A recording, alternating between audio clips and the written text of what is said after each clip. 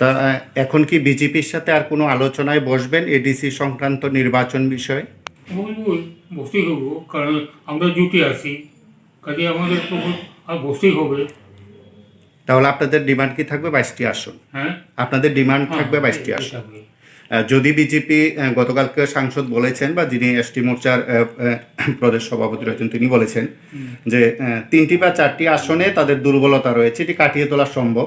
তিনি ঘুরিয়ে ফিরে এটাই বোঝাতে চেয়েছেন আপনাদের 3টি 4টি বা সর্বোচ্চ হাতে গোনা কয়েকটি আসন আপনাদের দিতে পারে, 22টি নয়।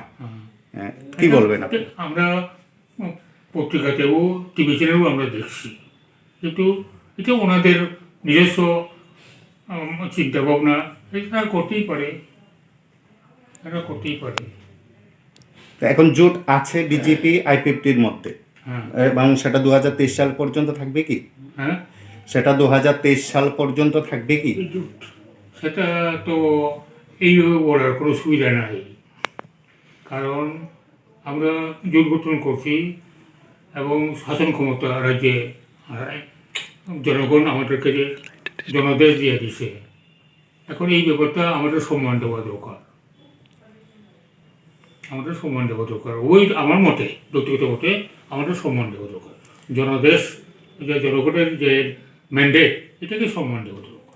আমি তর্কের খাতিরে ধরে নিলাম যে বিজেপি আপনাদের দাবি মানেনি, 22টি আসনের দাবি আপনাদের মানেনি, আপনারাও সন্তুষ্ট নন 22টি না দিলে, তাহলে কি বিজেপি আইপিএফটির মধ্যে এডিসি নির্বাচন আতাত হচ্ছে না?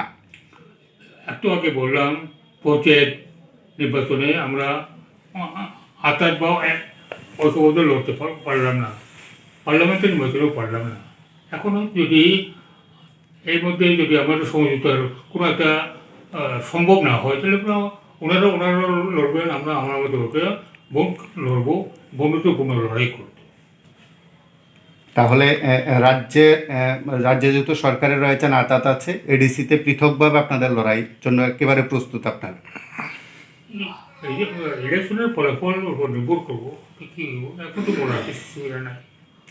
আপনার সঙ্গে যারা রয়েছেন দলের বৈঠকে, তারা বা আজকে প্রদ্যুৎ কিশোর দেববর্মাও আপনাদের বৈঠকে ছিলেন, তারাও কি বিজেপির সাথে আপনাদের যাওয়ার জন্য কিছু বলেছে বা যাবেন কিনা এই সংক্রান্ত বিষয়ে কিছু কথা হয়েছে আপনাদের নিজেদের? পরে আমরা আমাদের সেন্ট্রাল কমিটিতে অনেকবার আমরা ডিসকাশন করছি।